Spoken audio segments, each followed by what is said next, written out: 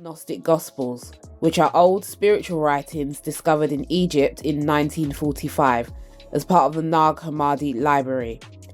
These texts were banned from the church because they told a very different version of creation.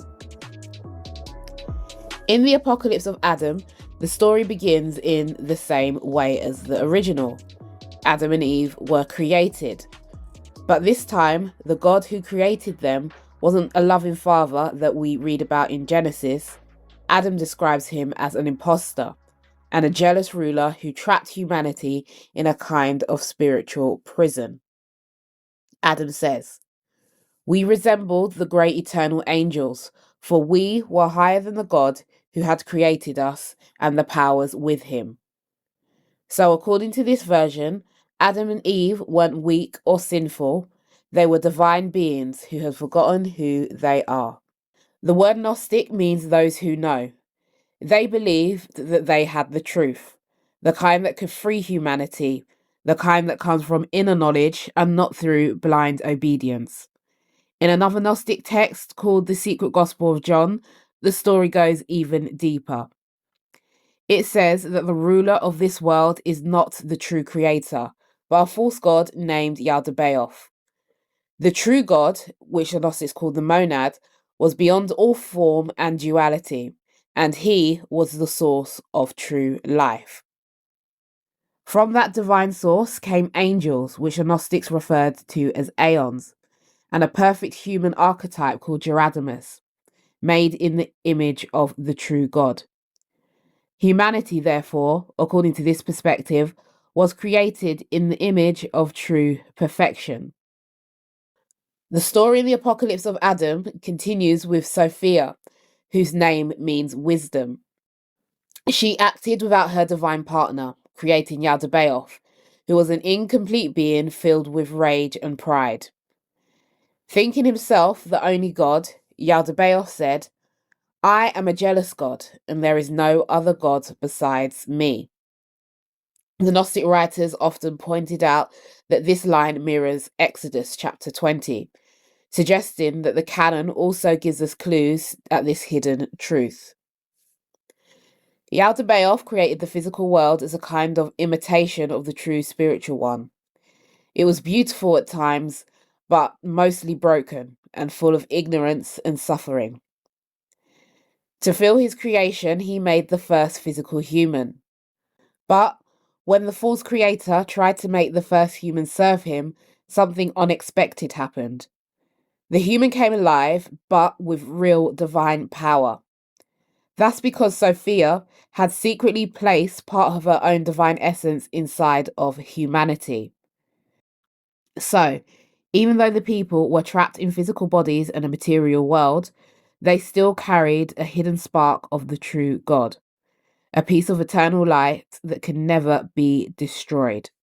When Yaldabaoth saw this powerful human, he panicked. To weaken it, he split the human being into two, male and female, believing separation would make them forget their true nature. And these beings became Adam and Eve. Then he placed them in the Garden of Eden.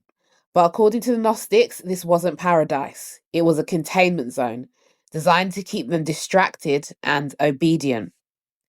Adam says of the garden, "Their food is bitter, their beauty is corrupt, their trees are ungodly, and their promise is death."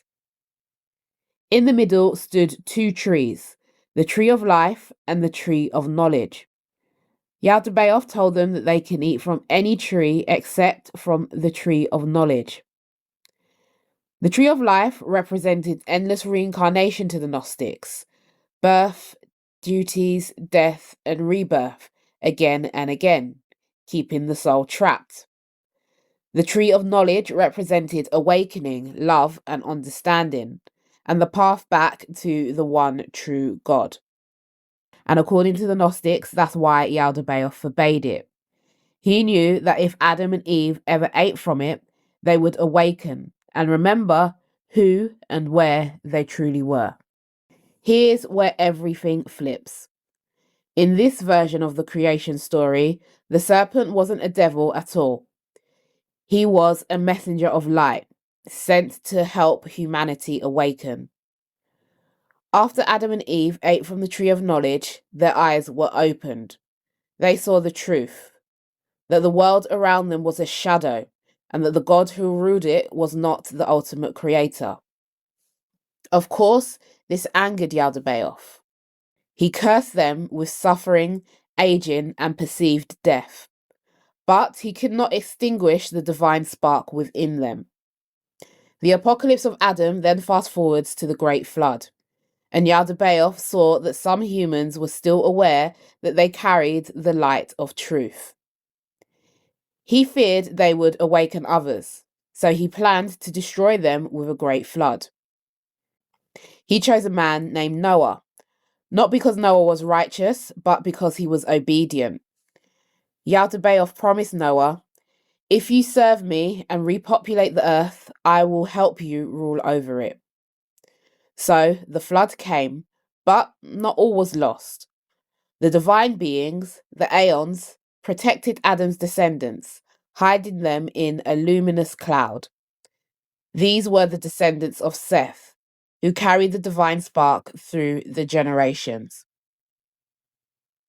When the flood ended, Yaldabaoth gave the earth to Noah and his sons, and said, "Serve me in fear and slavery all the days of your life."